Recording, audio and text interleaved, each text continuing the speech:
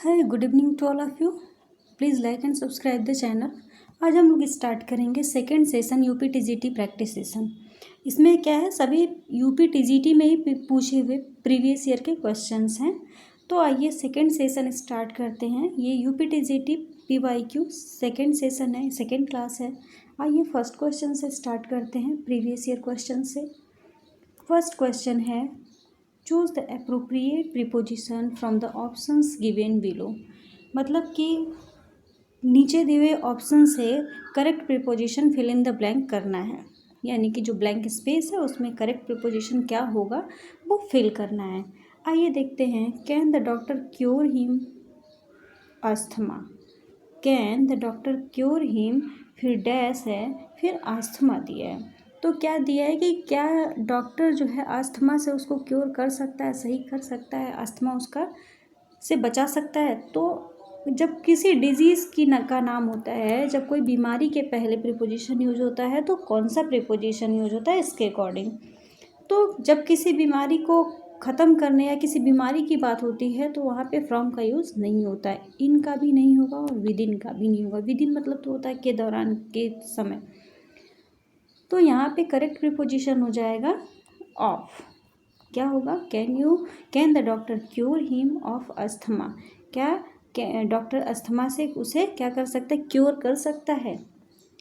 तो option number ए यानी कि ऑफ होगा फिल इन द ब्लैंक्स में। Option number A will be the correct answer. Next देखते हैं। नेक्स्ट है क्वेश्चन नंबर 2। यहाँ पे है प्रिवेंट करना। प्रिवेंट मतलब रोकथाम, तो रोकना। You can not prevent me working. अब दिया है कि आप हमें आप मुझे काम करने से नहीं रोक सकते। तो you can't prevent to me, prevent of me होगा कि प्रिवेंट फ्रॉम मी होगा, और कि प्रिवेंट एट होगा। तो यहाँ पे क्या है, अलग होने का सेंस था। You can't prevent me from work from working. तो यहाँ पे क्या हो जाएगा, correct preposition will be from. सबसे अप्रोप्रिएट प्रीपोजिशन क्या होगा यहाँ के लिए, फ्रॉम, यानी कि option number C. You can't prevent me from working, काम करने से हमें नहीं रोक सकते। और फ्रॉम जो है वो से या अलग होने का भी अर्थ देता है, से और अलग होने का अर्थ देता है। तो ऑप्शन नंबर सी जो है करेक्ट आंसर होगा। नेक्स्ट देखते हैं question number 3।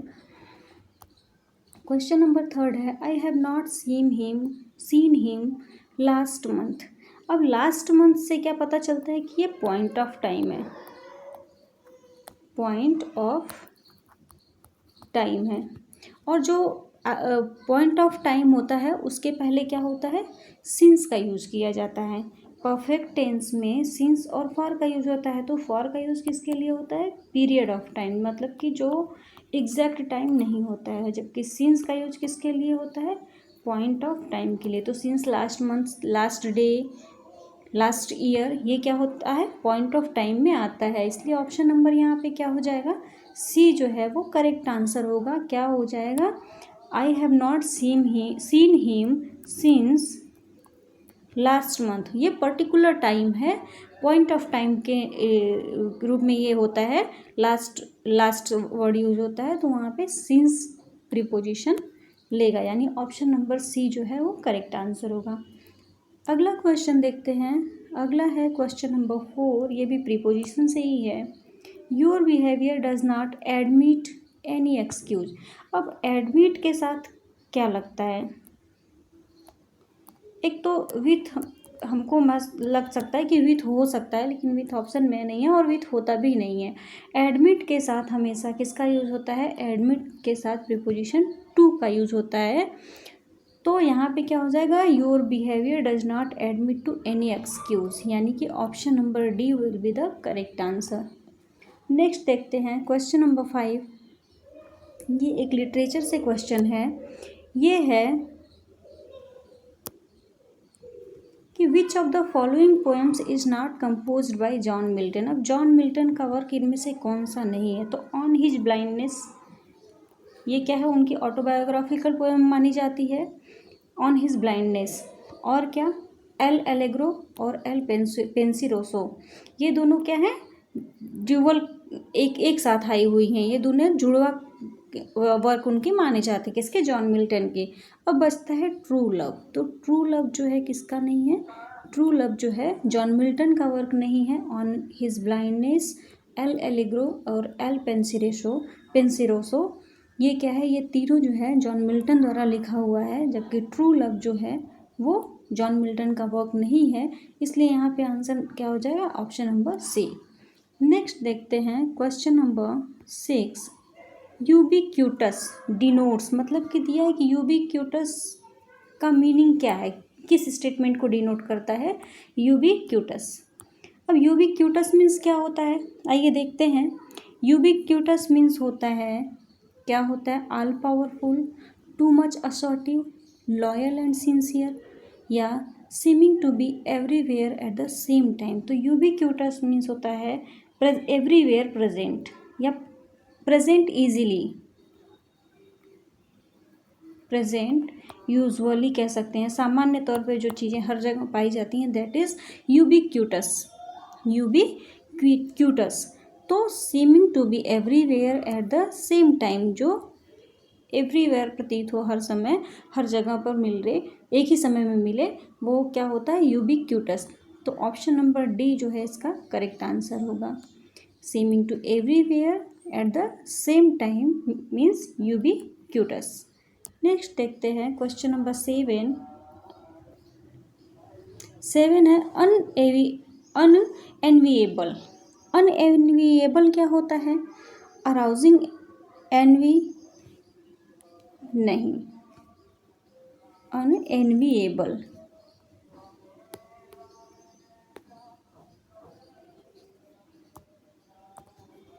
arousing envy, difficult or unpleasant, that which is not accessible, या something that is not avoidable. तो अनएनविएबल मीन्स क्या होता है, डिफ़िकल्ट और अनप्लीजेंट। ऑप्शन नंबर बी इसका करेक्ट आंसर हो जाएगा। इसका मीनिंग या इसका सिनोनिम है डिफ़िकल्ट और अनप्लीजेंट, या कह सकते हैं समथिंग दैट इज़ सैड, या कह सकते हैं कि डिजेक्टेड टाइप का। तो डिफ़िकल्ट और अनप्लीजेंट इसका जो है एग्जैक्ट मीनिंग देगा अनएनविएबल का। Option number B will be the correct answer. Next देखते हैं question number 8। Incumbency. Incumbency means क्या होता है, आइए देखते हैं। इनकम्बेंसी डिनोट्स, किसको डिनोट करता है, state of being in a privileged condition, protection against any possible financial loss, या an official position or the duration when one should hold it, या period which is counted for the purpose of pension. इसमें से कौन सा होता है incumbency. तो incumbency होता है एन ऑफिशियल पोजीशन और the duration when one should hold it, मतलब किसी ऑफिशियल, कोई किसी का ऑफिशियल पोजीशन या during when one should hold it उस पोजीशन पर होता है, that is known is incumbency. Means option number C will be the correct answer for question number 8। अब आइए देखते हैं क्वेश्चन नंबर 9। क्वेश्चन नंबर 9 है the opposite of clandestine. Clandestine का क्या मतलब होता है, उसका अपोजिट वर्ड एंटोनिम पूछा है। अब इसका सिनोनिम क्या होता है, सिनोनिम होता है सीक्रेट, या कह सकते हैं नॉट ओपन, नॉट ओपन, या तो सीक्रेट मीन्स होता है। क्लैंडेस्टाइन मीन्स क्या हो गया, क्लैंडेस्टाइन मीन्स हो गया सीक्रेट, ये सिनोनिम हो गया सीक्रेट या नॉट ओपन। जबकि यहाँ पे पूछा क्या है एंटोनिम, यानी कि अपोजिट वर्ड पूछा है, तो that will be the option number ए। इसका सेम मीनिंग हो जाएगा सीक्रेट या नॉट ओपन, और इसका अपोजिट मीनिंग हो जाएगा क्या, ओपन, यानी कि ऑप्शन नंबर ए जो है वो करेक्ट आंसर होगा। नेक्स्ट देखते हैं क्वेश्चन नंबर 10 है ल्यूगुब्रियस। ल्यूगुब्रियस, अब ल्यूगुब्रियस मीन्स क्या होता है, बटरी, इम्बेसाइल, जोवियल, क्या होता है। ल्यूबिग्रुअस मतलब होता है, लुगुब्रियस मतलब होता है सैड या डिस्मल, सैड या डिस्मल। यानी फैडेड कह सकते हैं, दुखी जैसा कह सकते हैं, डिजेक्टेड कह सकते हैं।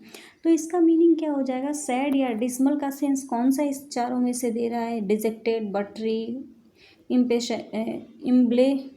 इम्बेशाइल या जोवियल। तो इसका मीनिंग दे रहा है डिजेक्टेड वर्ड। ऑप्शन नंबर ए तो जो है वो होगा करेक्ट आंसर, जो कि मीनिंग दे रहा है सैड और डिसमल का। नेक्स्ट देखते हैं क्वेश्चन नंबर 11। क्वेश्चन नंबर 11 है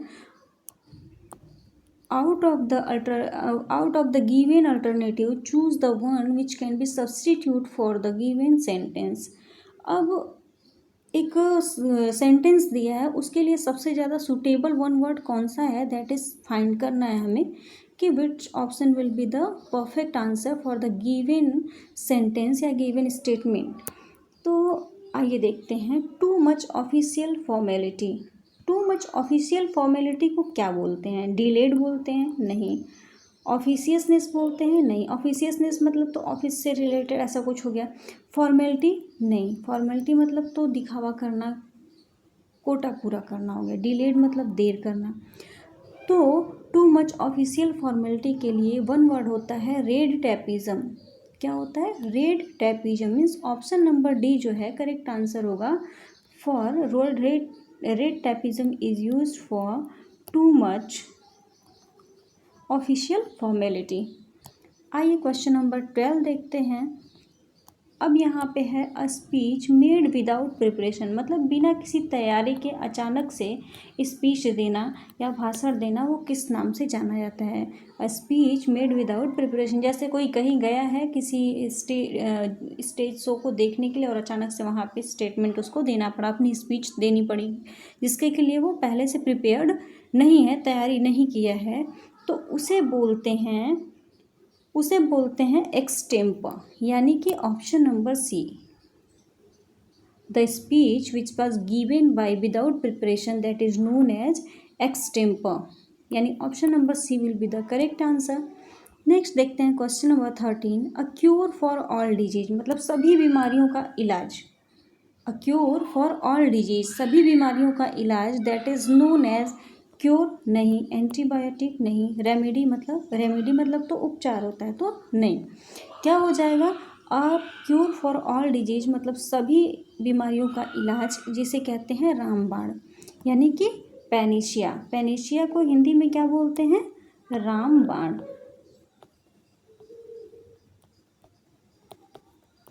रामबाण। ऑप्शन नंबर ए यहाँ पे करेक्ट आंसर होगा।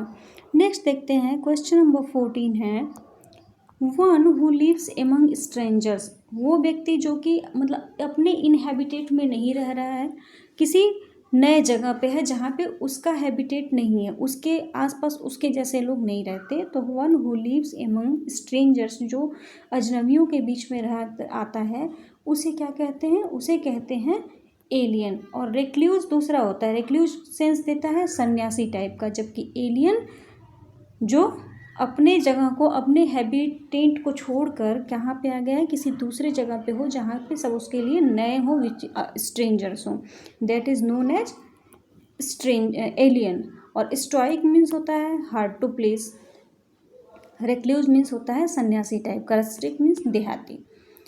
अब आइए नेक्स्ट क्वेश्चन देखते हैं। क्वेश्चन नंबर 15 है अ प्लेस फॉर कीपिंग बीज, वो प्लेस जहाँ पे बीज रखी जाती हैं, या कह सकते हैं कि बीज का पालन किया जाता है, that is known as apiary, cage और नेस्ट।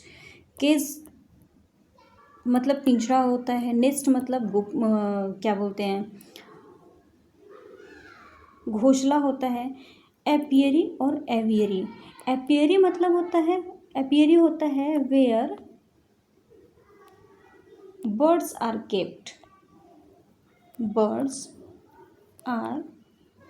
केप्ट, तो तीनों ऑप्शन क्या हुआ? एलिमिनेट हो गया, बचता है ऑप्शन नंबर बी, एपियरी। तो apiary is the place where bees are kept, apiary is the place where bees are kept, then option number B will be the correct answer.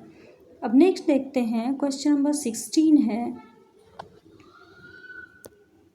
अब यहाँ से फिगर ऑफ स्पीच के कुछ question start हो रहे हैं। The substitution of part for the whole, मतलब कि किसी एक पार्ट से ऐसा कोई वर्ड हो जो वन पार्ट शो करे, क्या मीनिंग शो करे होल का, और कभी कभी क्या होता है होल पार्ट को बोला जाए और वो मीनिंग दर्शाए एक पार्ट का, one part of the whole, and whole shows the meaning one part and one part shows the meaning of whole. तो इस टाइप के फिगर ऑफ स्पीच को किस नाम से जाना जाता है? The substitution of part for the whole is known as synecdoche. Synecdoche part of speech, जो फिगर ऑफ स्पीच जो होता है वो क्या होता है, उसके एक वर्ड से होल का जहाँ पे रिप्रेजेंटेशन होता है या होल का नाम लेके किसी एक पार्ट को प्रेजेंट करते हैं, that is known as synecdoche figure of speech. Metaphor क्या होता है? इम्प्लाइड सिमिली होता है। मेटाफर में कंपैरिजन वर्ड नहीं दिया होता है, डायरेक्टली क्या होता है, कंपेयर कर दिया जाता है। तो नेक्स्ट देखते हैं क्वेश्चन नंबर 17। नेक्स्ट है question number 17। Choose the correct figure of speech in the following sentence. अब यहाँ पे फिगर ऑफ स्पीच को यहाँ पे भी फाइंड आउट करना है। अब यहाँ पे क्या दिया है, स्टेटमेंट है the camel is the ship of the desert. Camel रेगिस्तान का मतलब क्या है, ऊँट रेगिस्तान की जहाज होता है। ऊँट रेगिस्तान का जहाज है। अब यहाँ पे डायरेक्टली क्या किया है, इम्प्लाइड सिमिली है, यानी कि यहाँ पे कैमल को क्या कह दिया गया है, डेजर्ट का शिप कह दिया गया है, डेजर्ट की जहाज कह दिया गया है। कैमल को डेजर्ट का शिप कह दिया गया है और कोई कंपैरिजन वर्ड नहीं है, तुलनात्मक शब्द नहीं दिए हैं, एज लाइक सो ऐसे कोई शब्द नहीं दिए हैं। डायरेक्ट क्या कर दिया, अप्लाई कर दिया गया कि कैमल जो है डेजर्ट का शिप है या होता है। तो वहाँ पे क्या होता है, जहाँ पे कंपेयर भी किया जाता है लेकिन कंपैरिजन वर्ड नहीं होते हैं, that type of figure of speech is known as metaphor figure of speech. यानी कि ऑप्शन नंबर ए जो है यहाँ पे करेक्ट आंसर होगा for the question number 17। The camel is the ship of the desert. ऐसे ही एक एग्जाम्पल है Kalidas is the Shakespeare of India. यहाँ पे भी कौन से फिगर ऑफ स्पीच हो जाएगी, यहाँ पे भी हो जाएगा मेटाफर फिगर ऑफ स्पीच। अब नेक्स्ट देखते हैं, point out the figure of speech in the following line. यहाँ पे भी फिगर ऑफ स्पीच ही फाइंड आउट करनी है कि कौन सी फिगर ऑफ स्पीच है स्टेटमेंट से। तो where beauty can't keep her lustrous eyes. अब यहाँ पे ब्यूटी क्या है, एक एब्स्ट्रैक्ट आइडिया कह सकते हैं या एब्स्ट्रैक्ट नाउन कह सकते हैं। एब्स्ट्रैक्ट है या तो नॉन लिविंग कह सकते हैं। अब यहाँ पे जहाँ पे कोई एब्स्ट्रैक्ट आइडिया या abstract thing, non living thing act करता है किसके जैसा, keep her lustrous eyes, living जैसा, वहाँ पे कौन सा फिगर ऑफ स्पीच हो जाता है, वहाँ पे होता है figure of speech personification. Means कोई एब्स्ट्रैक्ट आइडिया या कोई नॉन लिविंग जब लिविंग जैसा एक्ट करते दर्शाया जाता है, that is known as personification, यानी कि मानवीकरण अलंकार। कौन सा, मानवीकरण अलंकार,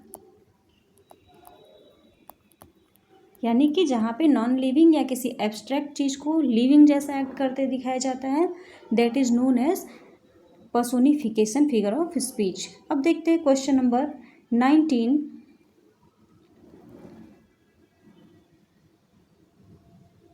क्वेश्चन नंबर 19 है, find out the figure of speech in to err is human to forgive divine. अब ये क्या है, सिमली है? नहीं। तो क्यों नहीं है सिमली, क्योंकि लाइक और एज, सो ऐसे कोई कंपैरिजन वर्ड नहीं आए हैं। इम्प्लाइड सिमली यानी कि मेटाफर भी नहीं है, क्योंकि दो वस्तुओं के बाद तुलना नहीं की गई है, के बारे में तुलना नहीं की गई है।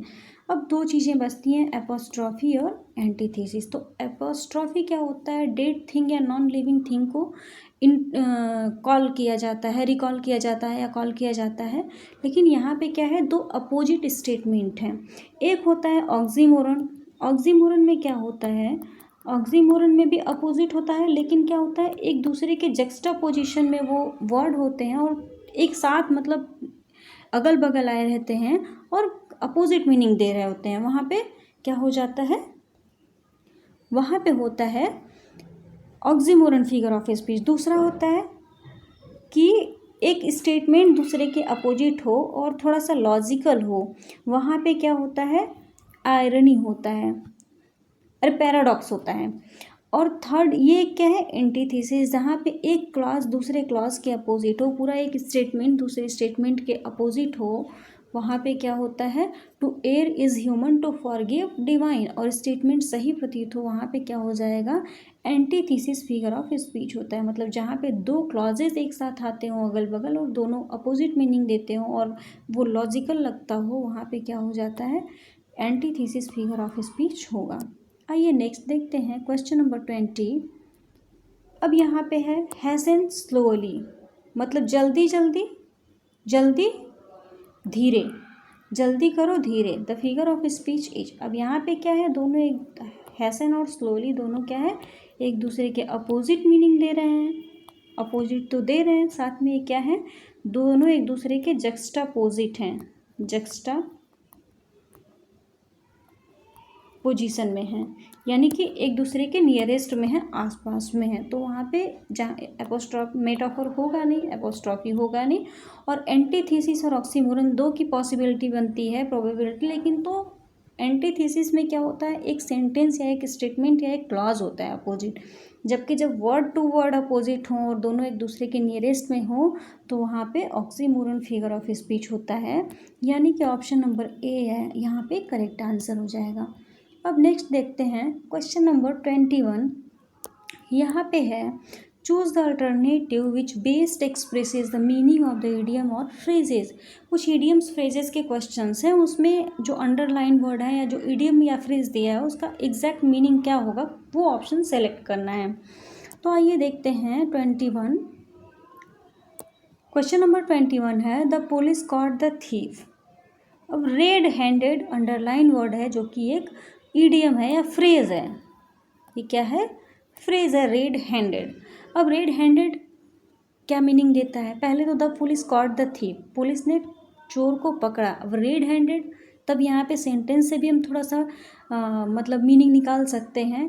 इन अ रेड इन यूनिफॉर्म नहीं, अब पुलिस ने चोर को पकड़ा तो क्या पकड़ा, साक्ष्य के साथ पकड़ा, सबूत के साथ पकड़ा, या क्राइम की जगह पे पकड़ा। विथ ब्लड इन हैंड्स, अब उसके हाथ में ब्लड लगा हुआ है, ये भी नहीं सही है। सबसे परफेक्ट आंसर क्या होगा, after reading the rules, rules को देख के नहीं पकड़ा। द पुलिस काट द थीफ रेड हैंडेड, मतलब कि eight the time of committing the crime, मतलब सबूत के साथ पकड़ा, या कमिटिंग क्राइम मतलब कि क्राइम करते हुए पुलिस ने चोर को पकड़ लिया। तो रेड हैंडेड का मतलब हो जाएगा option number C, at the time of committing the crime. आइए नेक्स्ट देखते हैं क्वेश्चन नंबर 22 है सी eye to I. C eye to आई एक फ्रेज है। अब इसका मीनिंग पूछा है कि क्या होगा, इसका मीनिंग क्या होगा। स्टेयर एट समवन, मतलब किसी पर को घूरना नहीं, इसका मीनिंग स्टेयर एट समवन नहीं होगा। बी सस्पिशियस, किसी पे शक करना नहीं। सी क्लियरली, स्पष्ट देखना नहीं। सी आई टू आई मतलब होता है अग्री विथ समवन, क्या हो जाएगा, see eye to eye means agree with, option number D agree with someone, यानी कि option number D will be the correct answer. See eye to eye means agree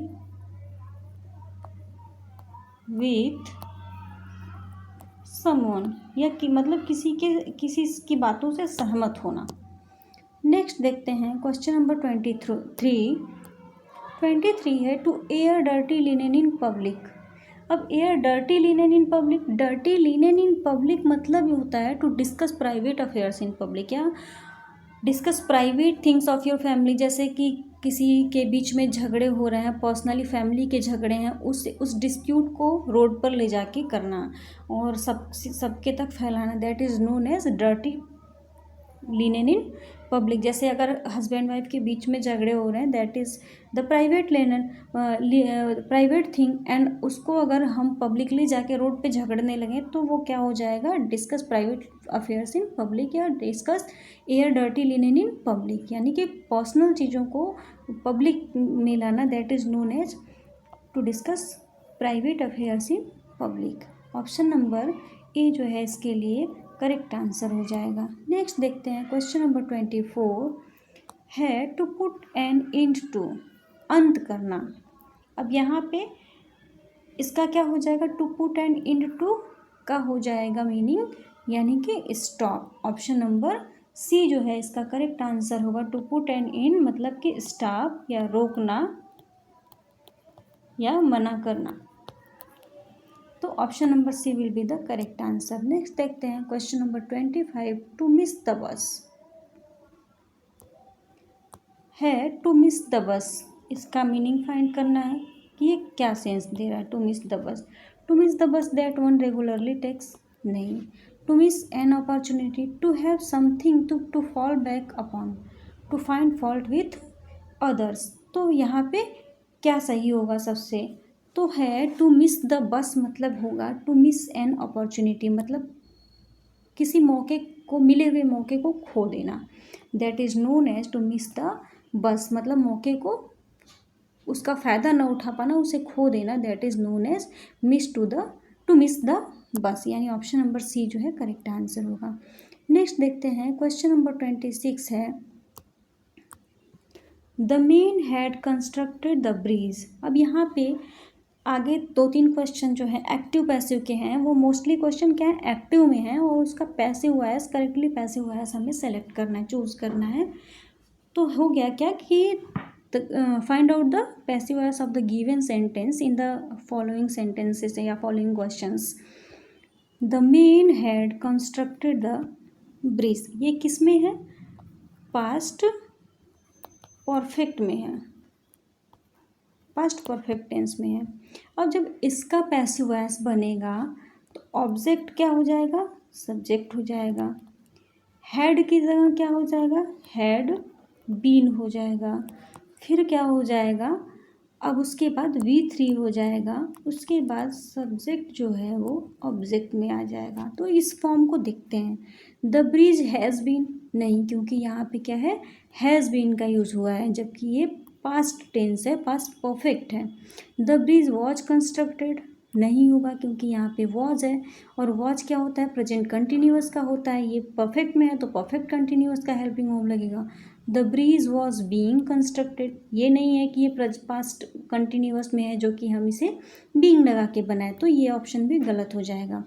अब option number कौन सा सही होगा, the bridge had been constructed by the men, यानी कि यहाँ पे सारे रूल को फॉलो करता है। द ब्रिज क्या है, ऑब्जेक्ट है, तो यहाँ पे ये ऑब्जेक्ट क्या हो गया, सब्जेक्ट का रूप ले लिया, हैड है, बीन हो गया, फिर V3 हो गया, क्या हो गया, V3 हो गया, और सब्जेक्ट जो है ऑब्जेक्ट में आ गया पैसिव वॉइस के, द मेन। तो ऑप्शन नंबर क्या हो जाएगा, option number D will be the correct answer for the given sentence. अब नेक्स्ट देखते हैं क्वेश्चन नंबर 27 है he completed the story on time, उसने स्टोरी को टाइम से कंप्लीट कर लिया। अब ये कौन सा टेंस है, ये क्या है, सिंपल पास्ट है, यानी पास्ट इंडेफिनिट है।